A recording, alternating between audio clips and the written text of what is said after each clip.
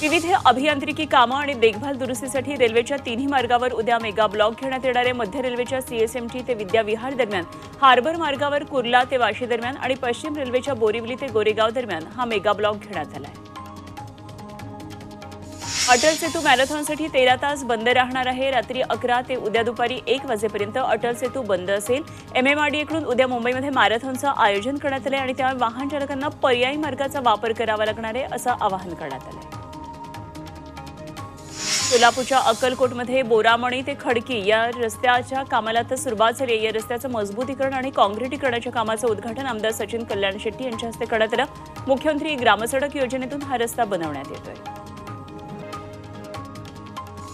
कुंभमेळ्यासाठी हुबळीहून प्रयागराजकडे जाणाऱ्या विशेष रेल्वेचं सांगलीमध्ये भाजपनं स्वागत केलं आणि यावेळी रेल्वे इंजिन आणि चालकाचे पुष्पहार घालून सत्कार करण्यात आला। रेल्वेतल्या प्रवाशांना भाजप पदाधिकाऱ्यांनी शुभेच्छा दिल्या। दक्षिण सोलापूर तालुक्यातल्या तलाठी जवळच्या 4ही रेल्वे फाटक बंद करा अशी मागणी भाजपचे आमदार सुभाष देशमुख यांनी जिल्हाधिकाऱ्यांकडे केली। यावेळी नागरिकांचा अंत पाहू नका, तात्काळ पर्यायी उपाययोजना शोधून ब्रिज आणि उड्डाणपूल बांधण्यासाठी कार्यवाही सुरू करण्याच्या सूचना देशमुखांनी दिल्या। इटवाळ्यातल्या ग्रामीण भागामध्ये खोदून ठेवलेल्या रस्त्यांमुळे नागरिक त्रस्त झालेत। गेल्या 15 दिवसांपासून जावईपाडा ते रुंदेकाळू नदीपर्यंत रस्त्यावरची कामं बंद आहेत। त्यामुळे प्रशासनाविरुद्ध नागरिकांनी संताप व्यक्त करत रस्त्याचं काम पूर्ण करण्याची मागणी केली। ठाण्यातल्या शहापूरमध्ये गंगागोजेश्वर देवस्थानाचा रस्ता खोदलाय, त्यामुळे शिवभक्तांनी तीव्र नाराजी व्यक्त केली आहे। या रस्त्यामुळे महाशिवरात्रीच्या काळामध्ये वाहतूक कोंडीचा प्रश्न निर्माण होईल आणि त्यासाठी रस्त्याचं काम पूर्ण करावं आणि उर्वरित काम हे महाशिवरात्रीनंतर करावं अशी मागणी यावेळी करण्यात आली। जीबीएसनं नागपूरमध्ये दुसरा बळी घेतलाय। नागपुरातल्या शासकीय वैद्यकीय महाविद्यालयामध्ये जीबीएसचा बळी गेलाय। 45 वर्षाच्या व्यक्तीचा जीबीएसनं बळी घेतला। या रुग्णाची प्रकृती गंभीर होती। दोन्ही हातपाय आणि चेहऱ्याला पक्षाघात झाला होता आणि निमोनिया झाल्यानं श्वास घ्यायला त्रास होत होता।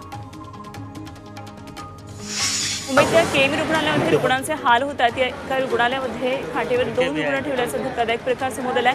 रुग्णालयाच्या वॉर्ड क्रमांक 4 मधला हा प्रकार आहे। या प्रकरणात आमदार अजय चौधरींनी रुग्णालय प्रशासनाला जाब विचारला।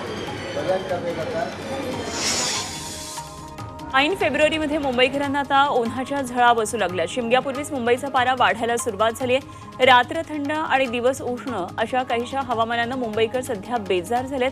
शनिवारी रविवारी मुंबई महानगर प्रदेशात उष्णतेच्या लाटेसारखी स्थिती राहील अशी माहिती हवामान अभ्यासकांनी दिली। सीबीएसईची परीक्षा आजपासून सुरू होणार आहे। सीबीएसईची 10वी 12वी बोर्डाची परीक्षा ही आजपासून सुरू होतीये। 2 एप्रिलपर्यंत परीक्षा सुरू राहील आणि सकाळी 10:30 ते दुपारी 1:30 वाजेपर्यंत परीक्षा असेल।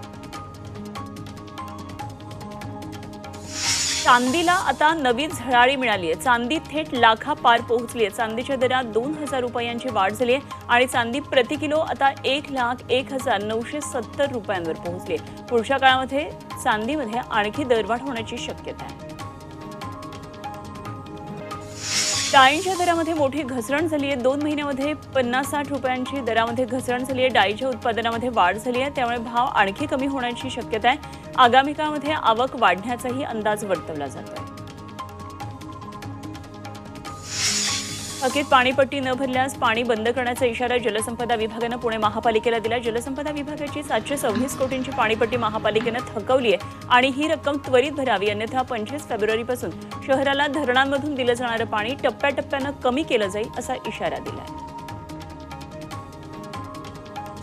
अंधेरीत पाण्याच्या समस्येनं नागरिक हैराण झाले। तानसा जलवाहिनीच्या कामानंतर चकाला भागातला पाणीपुरवठा विस्कळीत झालाय। अपुऱ्या आणि कमी दाबानं होणाऱ्या पाणीपुरवठ्यामुळे नागरिकांची गैरसोय होऊ लागली। भिवंडीत पुरातन शिवलिंग सापडले। महाशिवरात्रीच्या पर्वावर पांडवगडवरील कुंडामध्ये पुरातन शिवलिंग सापडलं, त्यामुळे भाविकांमध्ये भक्तिमय आणि आनंदाचं वातावरण आहे। शिवभक्तांची पांडवगडावर रीत पाहायला मिळते। सरपंच संतोष देशमुख हत्या प्रकरणातला आरोपी कृष्णा आंधळे अजूनही फरार आहे। देशमुखांच्या हत्येला आता 66 दिवस पूर्ण झाले, तरीही आंधळे पोलिसांना सापडला नाहीये। सीआयडीचं पथक पोलिसाचा शोध घेत आहेत। बीड पोलिसांनी त्याला फरार घोषित केलंय। उपमुख्यमंत्री एकनाथ शिंदे आज रत्नागिरी दौऱ्यावर आहेत। रत्नागिरीतल्या चंपक मैदानामध्ये दुपारी त्यांची जाहीर सभा होणार आहे आणि या दौऱ्यामध्ये अनेक मोठे पक्ष प्रवेश होणार असल्याची माहिती कळते। शिवसेना युबीटीतले नेते कार्यकर्ते प्रवेश करणार आहेत। राज्याचे उपमुख्यमंत्री अजित पवार आज अकोला आणि पुणे जिल्ह्याच्या दौऱ्यावर आहेत। यावेळी दौऱ्यादरम्यान अजित पवार विविध कामांचा आढावा घेणार आहेत, त्याचबरोबर कार्यकर्त्यांशी संवादही साधणार आहेत। केंद्रीय मंत्री रामदास आठवले आज शिर्डीच्या दौऱ्यावर आहेत। इगतपुरीतल्या डॉ. बाबासाहेब आंबेडकर यांच्या पुतळ्याचा अनावरण सोहळा यावेळी आठवलेंच्या हस्ते पार पडणार आहे।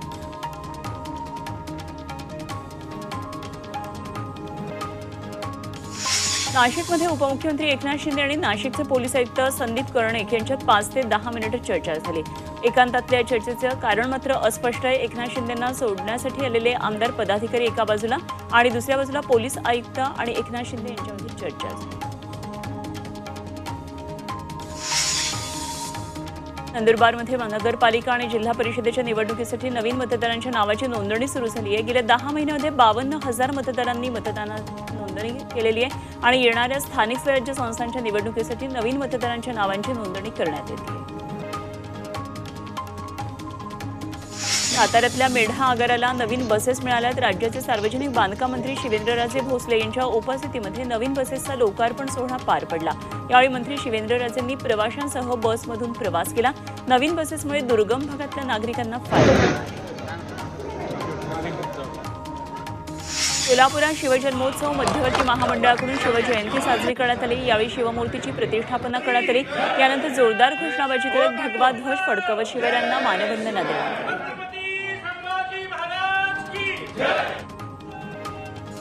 सोलापुरात छावा चित्रपटाचे संभाजी ब्रिगेडकडून जल्लोषात स्वागत करण्यात आलं। हा चित्रपट छत्रपती संभाजी महाराज यांच्या जीवनचरित्रावर आधारित आहे।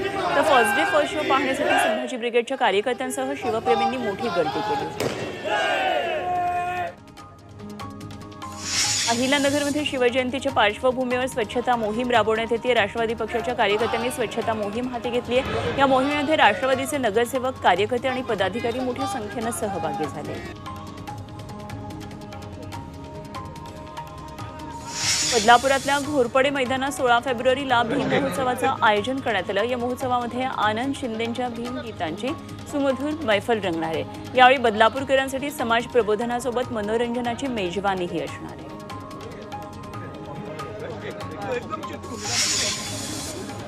ठाण्यातल्या शहापूरमध्ये शिवजयंती उत्सवाची लगबग सुरू आहे। शिवजयंती उत्सव समितीच्या वतीनं 19 फेब्रुवारीला नेत्रदीपक आणि अभिनव पद्धतीनं मोठ्या उत्साहात शिवजयंती साजरी करण्यात येणार आहे। या निमित्तानं सर्व समाज बांधव आणि शिवभक्तांना एकत्रित करून बैठक घेतली। लोक कशी जमा होतील, महिला जमा होतील ते करू आणि त्यामध्ये आपली गंगा रोडची सांगलीमध्ये नागपूर गोवा शक्तीपीठ महामार्गाच्या समर्थनार्थ शिवसेना कार्यकर्त्यांनी धरणं आंदोलन केलं। स्टेशन चौक इथं आंदोलन करून नागपूर गोवा शक्तीपीठ महामार्ग झालाच पाहिजे अशी मागणी करण्यात आली आणि या महामार्गाचा शेतकऱ्यांना फायदा होईल असंही शिवसेनेकडून सांगण्यात आलं।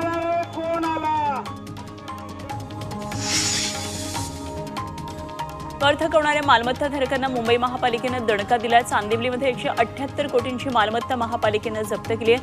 मुंबई महापालिकेकडून 18 मालमत्ता जप्त करण्यात आल्या। 21 दिवसात कर न भरल्यास मालमत्तांचा लिलाव होणार आहे।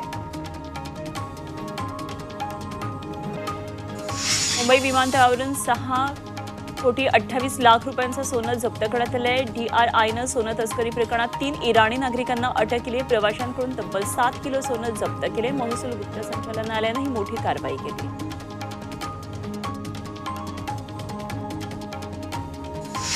यवतमाळमध्ये घरफोडीच्या घटनांमध्ये वाढ झाल्यानंतर पोलीस विभाग ॲक्शन मोडवर आलाय। पोलिसांनी विविध पथकांद्वारे तब्बल 10 घरफोडी आणि एका चोरीचा गुन्हा उघडकीला आणलेला आहे। पोलिसांनी आरोपींकडून 345 ग्राम सोनं आणि चांदीचे दागिने हस्तगत केले।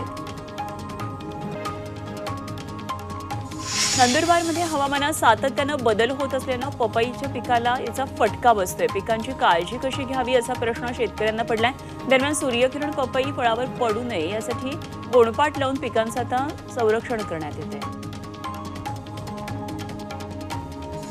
यंदाच्या हंगामात कापूस उत्पादनामध्ये घट होण्याची शक्यता आहे। गुजरात आणि उत्तर भारतातल्या कमी कापूस उत्पादनामुळे चालू सत्रात कापूस उत्पादन घटले। 2023-24च्या मागच्या सत्रामध्ये हे उत्पादन 327.45 लाख गाठी होतं।